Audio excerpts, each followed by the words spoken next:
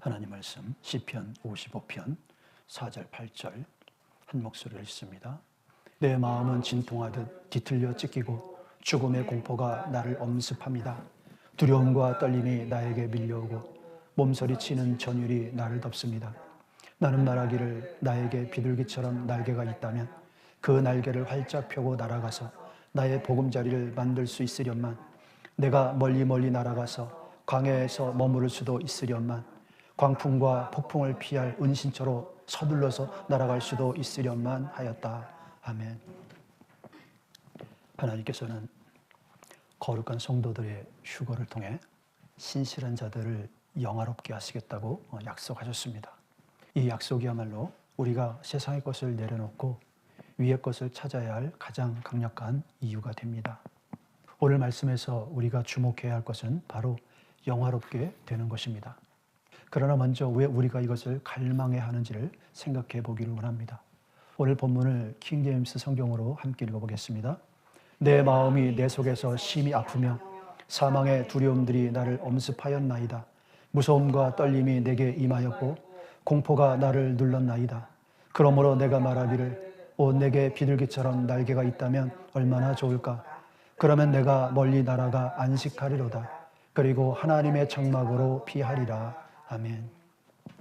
이것이 우리가 땅에서 느끼는 현실적인 문제들입니다. 사망의 공포가 여러분을 갑자기 덮는 그런 순간이 있습니다. 두려움과 떨림이 우리를 삼키는 때가 있습니다. 죽음의 끝에 다다랐다는 그 절박함, 그것은 결코 작은 일이 아닙니다. 그래서 휴거를 통해 날아가고 싶은 열망이 우리 안에 있는 것입니다. 사망의 잔혹감이 얼마나 두려울지, 그러므로 환난 전의 휴거로 이것으로부터 벗어났으면 하는 열망이 있습니다. 그렇기 때문에 주님께서 말씀하시기를 요한일서 3장 2절에 사랑하는 여러분, 이제 우리는 하나님의 자녀입니다. 앞으로 우리가 어떻게 될지는 아직 밝혀지지 않았습니다만 그리스도께서 나타나시면 우리도 그와 같이 될 것임을 압니다. 그때 우리가 그를 참 모습대로 뵙게 될 것이기 때문입니다. 그리스도께서 나타나시면 우리도 그와 같이 될 것임을 알게 될 것이라고 말씀하십니다. 그리스도와 같은 영화로운 몸을 입게 된다는 것입니다.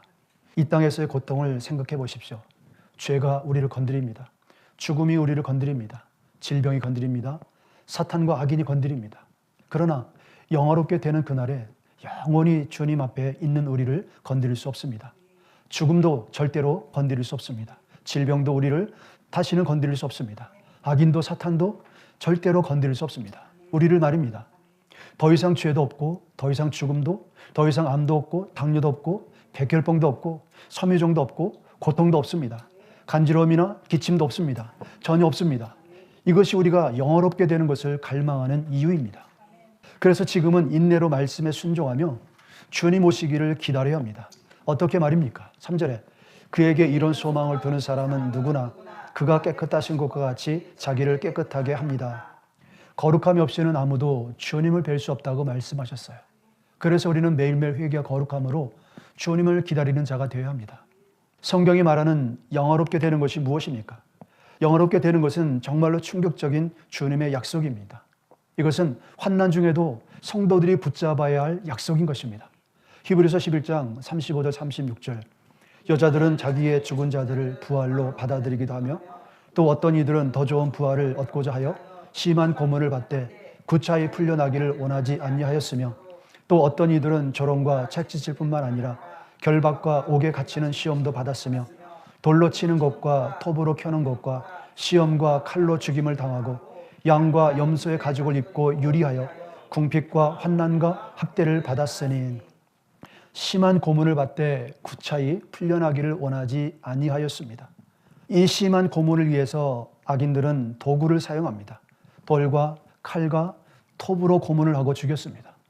사람들에게 가장 고통을 줄 수 있는 도구를 개발한 장비들입니다. 고문 도구들은 죽이고 파괴하기 위한 목적으로 만들어진 것들입니다. 그 도구 자체를 눈으로 보는 순간 사람들을 두렵고 떨게 합니다.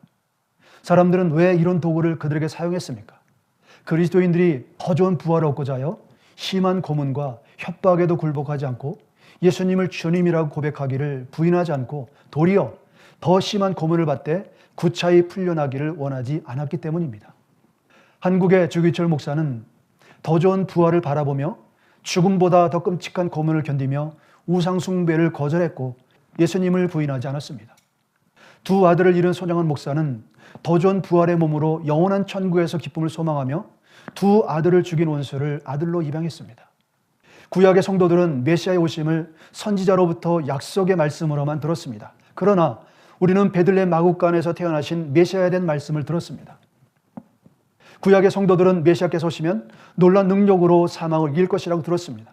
그러나 우리는 메시아께서 십자가에서 우리의 죄값을 대신하여 죽으셨을 뿐만 아니라 죽은 자 가운데서 살아나심으로 죄와 사망의 권세를 이기시고 부활하신 메시아 주님을 영접했습니다. 그리고 주님께서는 신실한 자들에게 부활의 영광을 주실 것을 들었습니다.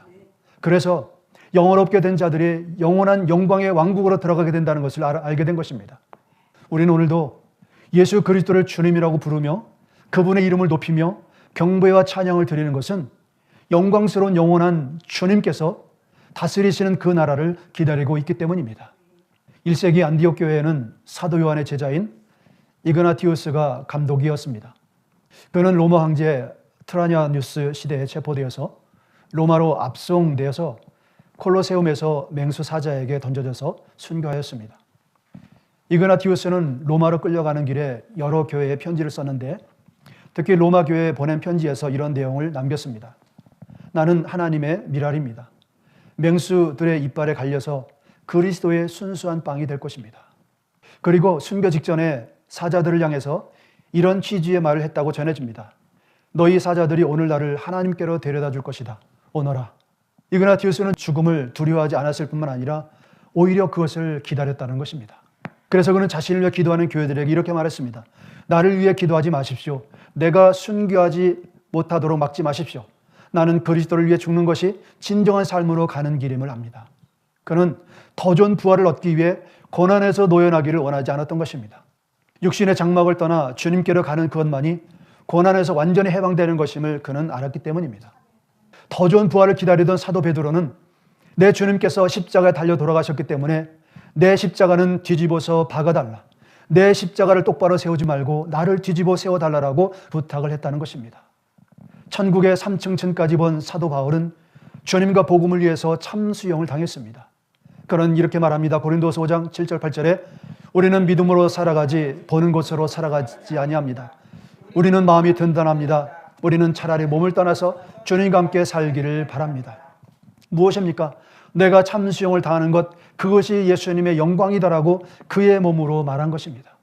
그날 세상에서 모든 고통은 끝날 것이기 때문입니다. 그리고 더 좋은 부활이 기다리고 있었습니다. 그러므로 주님을 기다리는 우리도 항상 그리스도의 심판대 앞에 서는 날을 두려운 마음으로 준비하며 살아야 한다는 것입니다.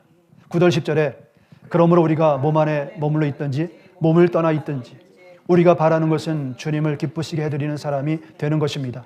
우리는 모두 그리스도의 심판대 앞에 나타나야 합니다.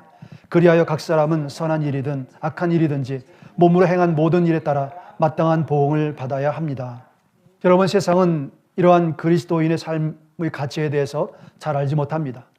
세상은 그리스도를 알지 못하기 때문에 그리스도를 따르는 자들 또한 알지 못합니다. 그 가치를 알아볼 수가 없습니다. 그러나 주님은 그러한 그리스도인들을 귀하게 여기십니다. 보물처럼 귀하게 여기십니다. 자신의 핏값으로 사신 교회들이기 때문입니다.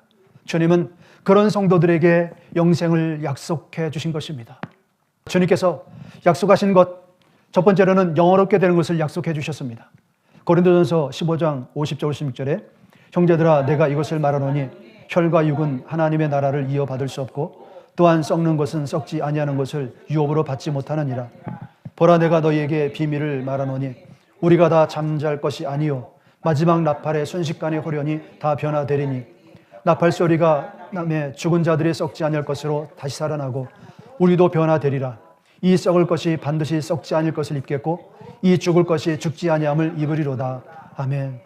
죽은 자들이 썩지 아니할 것으로 다시 살아나고 우리도 변화되리라. 이것이 영원롭게 되는 것을 말하는 것입니다. 그 일이 휴거 때 일어날 것입니다. 영원롭게 되는 것은 너무나도 중요한 것입니다. 이는 메시아께서 다시 오시는 것과 관련이 있습니다. 그래서 여러분이 영원롭게 되는 것과 영광을 기다리고 있다면 여러분은 실제로 메시아의 오심을 기다리고 있어야 한다는 것입니다. 영원롭게 되는 것, 그것이 죽음을 이깁니다. 죽음을 치워버리는 것입니다.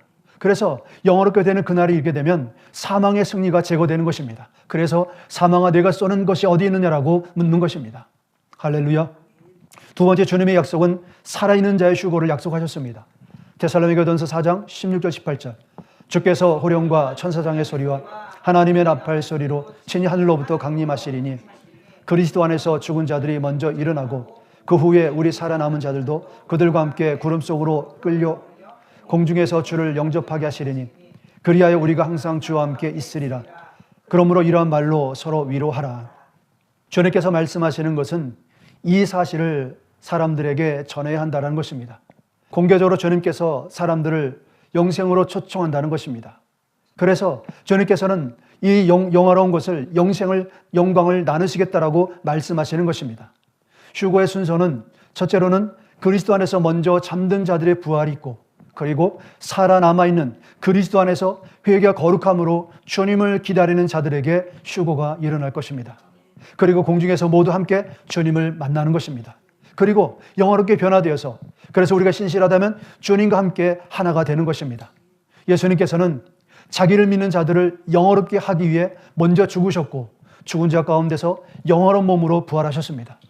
주님께서는 두 번째로 나타나실 때는 죄와 상관없이 거룩함으로 자기를 기다리는 자들에게 나타나셔서 구원하실 것이라고 말씀하셨습니다. 거룩함입니다. 구원은 거룩함이 핵심입니다. 거룩함이 없이는 아무도 주님을 뵐 수 없습니다. 세 번째 주님의 약속은 하나님의 얼굴을 마주대할 할 것이라고 했습니다. 요한계시록 22장 1절 4절 또 그가 수정같이 맑은 생수의 강을 내어 보이니 하나님과 및 어린 양의 보좌로부터 나와서 길 가운데로 흐르더라. 강 좌우에 생명나무가 있어 12가지 열매를 맺되 달마다 그 열매를 맺고 그 나무 잎사귀들은 만국을 치료하기 위하여 있더라. 다시 저주가 없으며 하나님과 그 어린 양의 보좌가 그 가운데 있으리니 그의 종들이 그를 섬기며 그 하나님의 얼굴을 볼 터이요 그 하나님의 이름도 그들 이마에 있으리라. 아멘. 요한일서 3장 2절에 사랑하는 자들아 우리가 지금은 하나님의 자녀라. 장래에 어떻게 될지는 아직 나타나지 아니하였으나 그가 나타나시면 우리가 그와 같을 줄을 아는 것은 그 하나님의 참모습 그대로 뵐 것이기 때문이니. 할렐루야.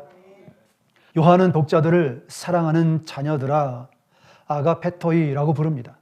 이것은 단순한 인사가 아니라 우리는 하나님의 사랑 안에 있는 가족이라는 선언입니다. 할렐루야. 여러분 우리는 하나님의 사랑 안에 있는 가족입니다. 그러므로 서로 사랑해야 합니다. 앞절 3장 1절에 보면은 아버지께서 어떠한 사랑을 우리에게 보여주셨는지 보라고 했는데 그 사랑을 받은 사람들끼리 부르는 호칭이 바로 이것입니다. 바로 사랑하는 자녀들아. 그래서 그날에 하나님의 모든 자녀들이 아버지 집에 모여서 아버지를 뵙는 것입니다. 아버지를 뵙는 거예요. 우리가 지금은 하나님의 자녀라. 이것은 현재 우리의 신분을 말합니다.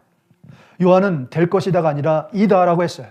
즉 죄를 회개하고 예수님을 영접한 거듭난 사람은 지금 이 순간 하나님의 자녀다라는 것입니다.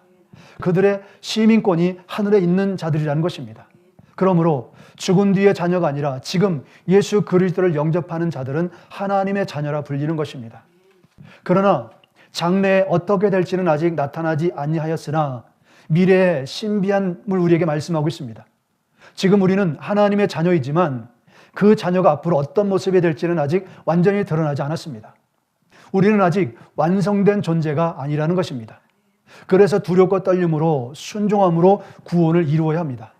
다시 죄의 멍에를 메고 죄의 종으로 돌아가서는 안 됩니다. 그들은 귀중한 구원을 소홀히 여길 뿐만 아니라 주님의 거룩하신 보혈을 더럽히는 죄를 짓는 것입니다.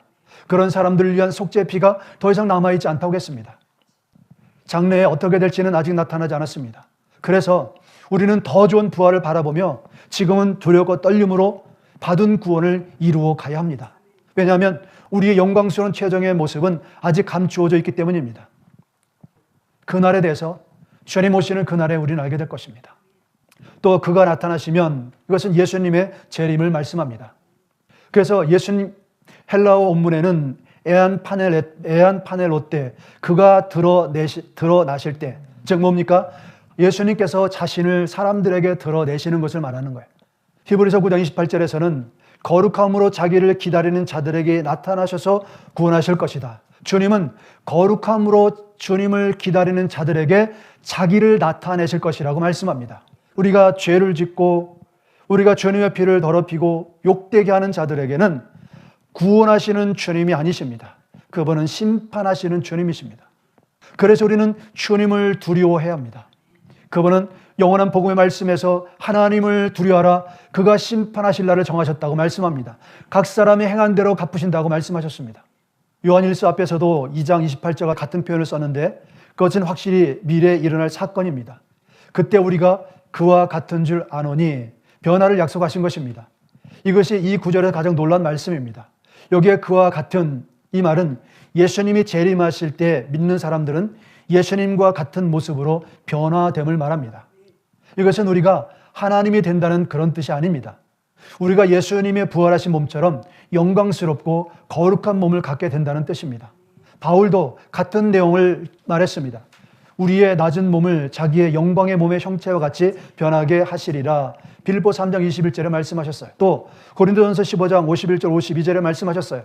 우리가 다 잠자지 아니하고 마지막 나팔에 순식간에 호련히 다 변화되리니 우리는 다 그와 같이 될 것이라고 말씀합니다. 그래서 지금은 우리가 인내로 말씀에 순종하는 것입니다. 주님을 기다리는 거예요. 그리고 그날에 그의 참모습을 그대로 볼 것이기 때문이니 요한은 우리가 왜 그분과 같아지는지 그 이유를 설명하는 것입니다. 그분의 참모습을 그대로 보아야 하기 때문입니다. 지금 우리는 예수님을 믿음으로만 봅니다. 눈에 보이지 않습니다. 그러나 그때는 얼굴과 얼굴을 맞대고 그분의 진짜 영광스러운 모습을 볼 수 있게 됩니다. 지금까지는 예수님의 참모습을 본 사람은 없습니다. 아브라함, 모세, 12명의 제자들, 특히 계시록을 기록한 사도 요한, 보좌에 계신 주님 앞에 불려갔지만 그 모습이 너무나 거룩하여서 그 앞에 죽은 자처럼 되었어요. 볼 수가 없었어요. 그리스도와 같은 몸으로 변화될 때 그때 비로소 얼굴을 맞대고 뵐 수 있게 된다는 것입니다. 그 빛, 그 거룩함, 그 영광을 직접 보게 될 때 우리 자신도 그 빛에 닿아서 변화된다는 것입니다. 마치 쇠가 불 속에 들어가서 열이 가해지면 쇠가 불처럼 빛나게 되듯이 그분의 영광을 직접 보는 순간 우리도 그 영광을 입게 된다는 것입니다. 그래서 그와 같이 될 거라고 말씀하는 것입니다. 고린도전서 13장 12절에 우리가 이제는 거울로 보는 것 같이 그때는 얼굴과 얼굴을 대하여 볼 것이요. 그때는 얼굴과 얼굴을 대하여 볼 것이다 라고 말씀합니다. 그래서 요한일서 3장 3절에서 주를 향하여 이 소망을 가진 자마다 그의 깨끗하심과 같이 자기를 깨끗하게 하느니라. 아멘. 거룩함이 없이는 아무도 주님을 뵐 수 없기 때문에 지금은 우리가 매일 회개와 거룩함으로 주님의 거룩하심과 같이 우리를 거룩하게 해야 합니다. 여기에서 우리는 하나님은 빛이시라는 의미를 알 수 있게 됩니다. 사람들은 하나님은 빛이시기 때문에 형상이나 모양이 없는 분으로 이해를 합니다. 그러나 아담이 죄를 짓기 전에는 동산에서 하나님께서 아담과 늘 함께 동행하셨습니다. 그러나 인간이 죄를 지은 이후 하나님께서는 자신을 빛으로 가려야 했습니다. 자신의 자녀가 죽는 것을 원치 않았기 때문입니다. 그래서 하나님께서 스스로 자신을 빛 속에 감춘 것입니다. 참으로 슬픈 일 아니겠습니까? 왜냐하면 하나님은 거룩하시기 때문입니다. 하나님의 거룩하심은 죄를 공격합니다. 그래서 죄인이 하나님을 보면 인간은 죽을 수밖에 없습니다. 하나님의 거룩하심이 죄를 죽이기 때문입니다. 이는 마치 빛이 들어오면 어둠이 사라지는 것 같습니다. 함께 공존할 수 없는 것입니다. 그래서 거룩함이 없이는 아무도 주를 뵐 수 없는 것입니다.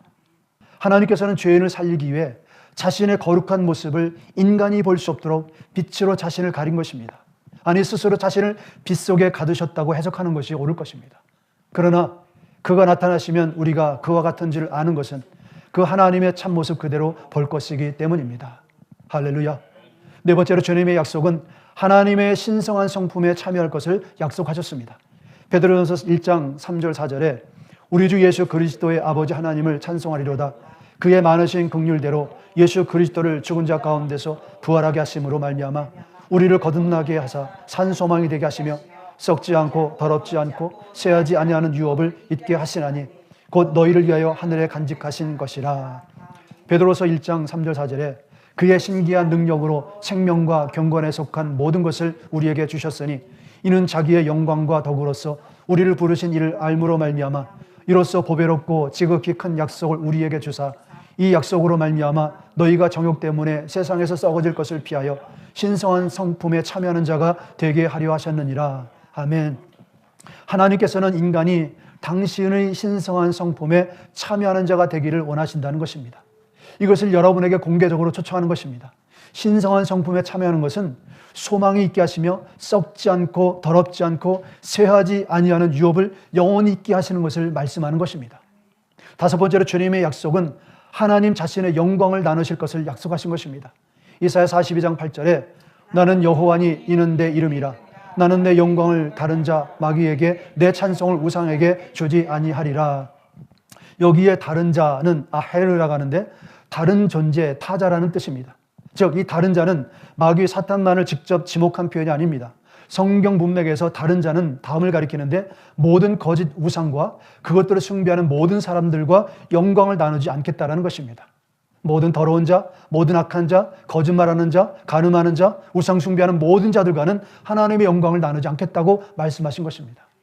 여기에 다른 자는 하나님 외의 모든 존재, 이방 우상, 그리고 넓게는 사탄을 포함해서 말씀드렸던 것처럼 각종 거짓말을 하고 속이고 그리고 음행을 저지르고 우상을 숭배하는 이 모든 사람들에게는 하나님의 영광을 나누지 않겠다는 뜻입니다.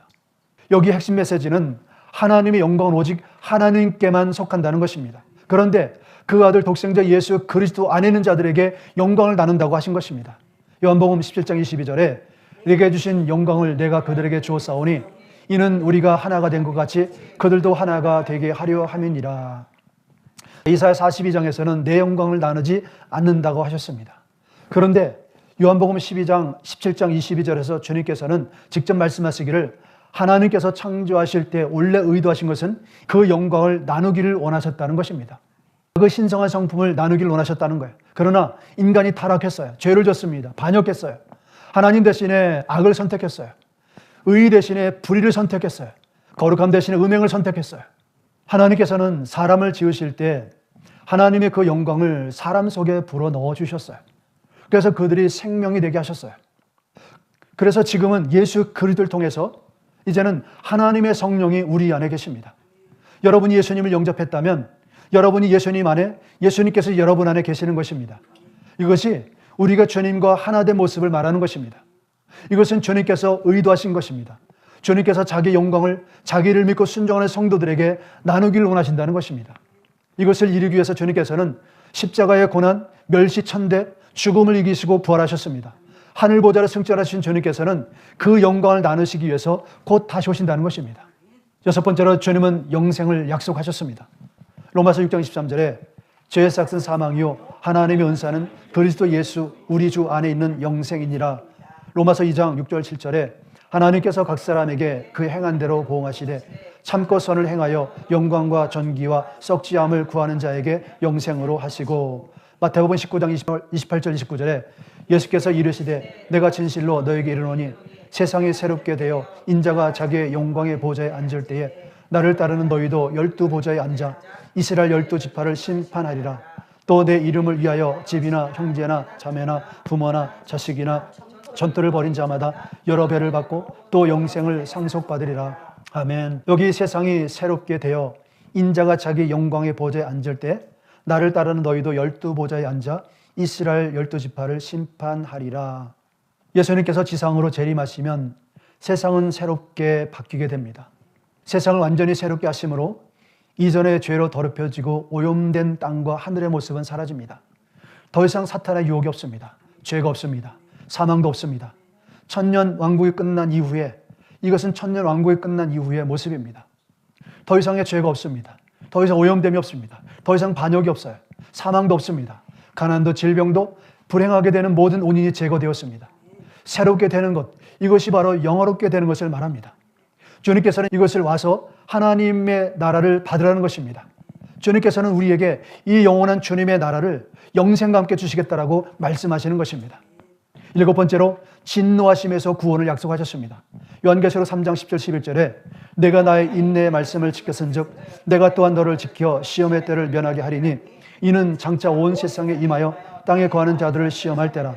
내가 속히 오리니 내가 가진 것을 굳게 잡아 아무도 내 멸관을 빼앗지 못하게 하라. 내가 나의 인내 말씀을 지켰은즉 주님께서는 그들을 환난으로부터 보호해 주시겠다는 것입니다. 환난 전 휴고로 안전한 곳으로 데려가십니다.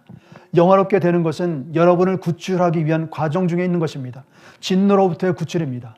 영화롭게 되는 것은 다가올 진노로부터 구출하는 것입니다. 환난 때로부터 건지시는 것입니다. 시편 27편 5절에 여호와께서 환난 날에 나를 그의 초막 속에 비밀히 지키시고 그의 장막 은밀한 곳에 나를 숨기시며 높은 바위 위에 두시리로다. 아멘. 환난 날에 그의 초막 속에 비밀히 지키시는 이분이 바로 예수 그리스도이십니다. 환난 날에 그리스도의 신부들을 그의 장막 은밀한 곳에 숨기시고 높은 바위, 이것은 안전한 것을 말합니다. 흔들릴 수 없는 것, 흔들리지 않는 것, 그 어떤 것도 흔들릴 수 없는 그곳에 두어서 지키신다라고 말씀하시는 것입니다. 그래서 우리는 지금 자신의 초막에 비밀히 지키실 분 예수 그리스도의 다시 오심을 위해서 회개와 거룩함으로 준비하고 있는 것입니다. 그러면 주님의 약속이 우리에게 이루어지도록 우리는 어떻게 살아야 합니까? 구약의 성도들은 보지 못하고 듣기만 한 자들이었습니다. 그들이 들었을 때 그들은 모든 것을 버렸습니다. 그 약속을 가졌기 때문에 그들에게는 더 이상 이 세상의 것에 가치를 두지 않았던 것입니다. 첫 번째로 순간의 헛된 소망을 버리고 영원한 약속을 붙잡으십시오. 더 좋은 부활을 얻고자 기다렸던 히브리서 여인들은 고난에서 노연하기를 구하지 않았어요. 세상에서 당하는 고난과 환난보다 장차 나타날 부활의 영광의 기쁨을 원했기 때문입니다. 우리의 믿음의 선배들이 이것을 읽었을 때 이제는 그들은 순간적인 기쁨을 다 버렸습니다. 바울 사도는 세상의 기쁨을 분터와 같이 여겼다고 했습니다. 모세는 주를 위해 고난을 당하는 기쁨이 애굽의 왕자로서 왕궁에서 누리는 기쁨보다 더 크게 여겼다라고 했습니다. 두 번째로는 위의 것을 찾는 삶을 사십시오. 그러므로 너희가 그리스도와 함께 다시 살리심을 받았으면 위의 것을 찾으라. 그러므로 너희가 그리스도와 함께 살리심을 받았으면 지혜로운 다섯 처녀와 어리석은 다섯 처녀가 있는데 지혜로운 다섯 처녀들처럼 항상 깨어 준비하고 있어야 한다라고 말씀하는 것입니다. 그들은 하나님을 경외하는 자들이었습니다. 그들이 가진 지혜가 바로 그것입니다. 하나님을 두려워할 줄 아는 것이었습니다. 그래서 그들은 항상 준비하고 있었던 것입니다. 우리의 몸은 피곤해서 잠을 자야 합니다. 연약해서 먹어야 합니다. 그럼에도 불구하고 먹든지 마시든지 무엇을 하든지 항상 하나님의 영광을 위한 주님을 기다리는 삶이었던 것입니다. 사랑하는 성도 여러분, 여러분은 주님을 기다리고 계십니까? 먹든지 마시든지 무엇을 하든지 여러분은 주님을 기다리고 계십니까?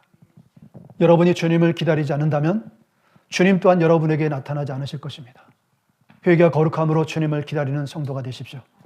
세 번째로 세상의 것을 내려놓고 영원롭게 되는 것을 위해서 살아야 합니다.